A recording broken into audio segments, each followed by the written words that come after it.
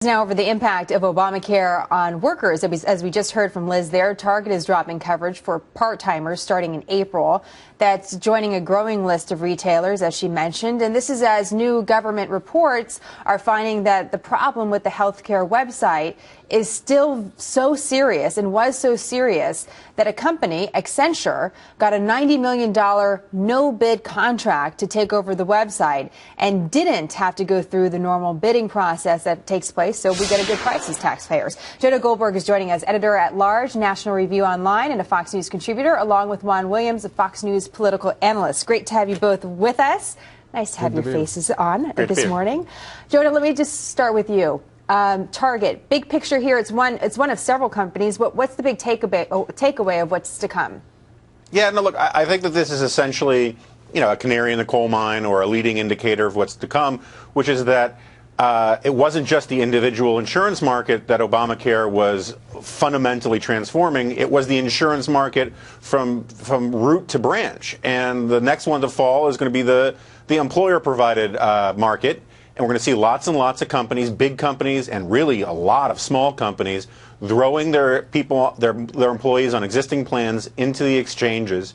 And so we're going to see probably tens of millions of people finding out, many of them finding out right around October of 2014, right before the election, that the promise that they could keep their plan was a lie for them too. Juan, Jonah's touching on a big story in the Wall Street Journal over this weekend, which was that it's not those that did not have insurance that are getting insurance through the ACA. It's those that had insurance to begin with that are now shifting over to the ACA.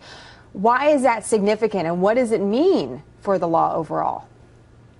Well, I think this is part of the transformation, to pick up on a word Jonah used. It's the transformation of the way healthcare is delivered in this country, Jenna. And what you see happening at Target is that they're saying that their employees, the part-timers, and this is 10% of their part-timers. Remember, they're a huge company, more than 300,000 employees nationwide, most of whom are not being affected by these changes. But 10% of their part-timers are being offered the ability to go and get better health care coverage through the exchanges. They could.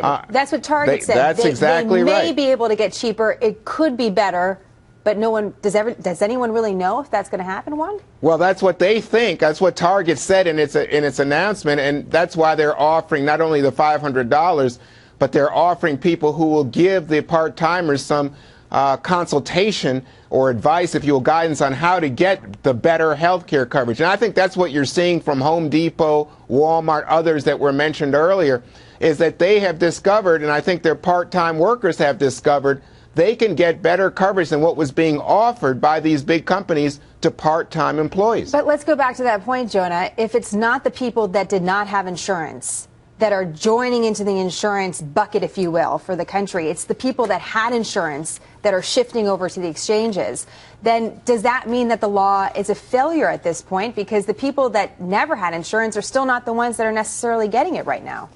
Well, it means at minimum this whole thing was a huge bait and switch. We've been told for years, even decades, that the whole point of health reform was to get the uninsured insured. And that's what Obamacare was supposed to do. In order to do that, the president had to tell everyone that had insurance that they could keep their insurance. And it turns out that this is exactly the opposite. The uninsured aren't running to sign up.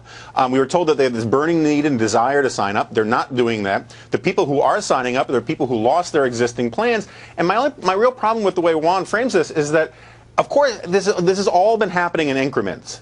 Small, discrete groups or demographics lose their health insurance, and people like Juan say, well, it's only these people. It's only the people on the small individual insurance plan. Next, it's only these part-time workers. But each one is sort of marching into the same machine gun nest, and we're seeing the entire healthcare industry thrown into chaos with taxes going up, premiums going up, deductibles going up, all on the argument to help the uninsured, and the uninsured aren't getting insured. It's all churn for the people who already had insurance and who told pollsters for years they liked their existing insurance. Juan, go ahead and respond to that. I just want to remind our viewers, too, that the employer mandate has been delayed a year. So we're still waiting for that to go into effect. And some of these companies are making these decisions ahead of having to make the changes. But go ahead and respond to Jonah. What was that? The machine gun nest of, I don't know, go ahead. Juan, go ahead.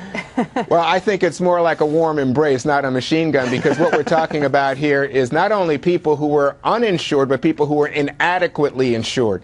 And a lot of these part-timers, the reason they're coming over to the Affordable Care Act is because they're getting a better deal. And when you talk about the uninsured, again, the problems, and these are real sad flaws with the rollout of ObamaCare's websites, they have slowed the enrollment process, there's no question.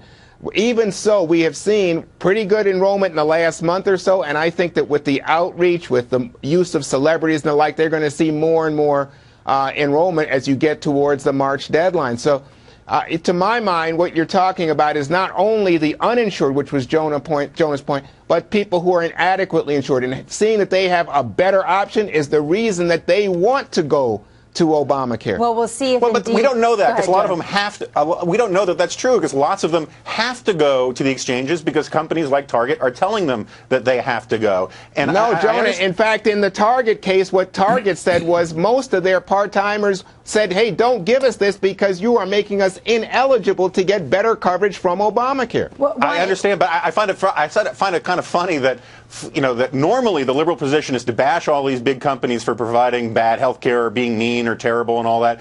And yet when these guys are, what else are they going to say other than you can get better coverage off of the public dole that we don't have to pay for? What any big company isn't going to say, hey, we're screwing our employees. So taking Target at face value on some of this, I would be a little more skeptical. Juan, let me just get your final thought on this. That is a question about whether or not companies are just simply being altruistic, right? Because there's taxpayer subsidies and we need to make sure our employees have the access to it, or whether or not this is just simply dollars and cents and they don't really necessarily care about the coverage, but they have to worry about their business. And this looks better. Of course. Look, I think self-interest governs in both cases, Jenna, and so the self-interest of most of these part-time workers, whether it's at McDonald's or Walmart or Target, is, hey, wait a second, we can get better deals, better coverage over here on Obamacare. So what you're seeing is the individual American, the part-time worker, saying, here's a better deal. As far as Target goes, what they're discovering is, guess what? It would cost us too much to match the coverage given what we can demand in terms of premium payment from our part-time employees. So they're acting in their self-interest and their profits as well. There's no conflict there. Well, we'll see what the part-time workers actually think about the new health care that they have access to. And certainly the polling has shown a change in public opinion about how folks think about the health care law as they've had more time to get to know it. We look forward to having you both back. Juan, the warm embrace, and Jonah with the machine gun as well, analogies. Thank you very much. You're welcome.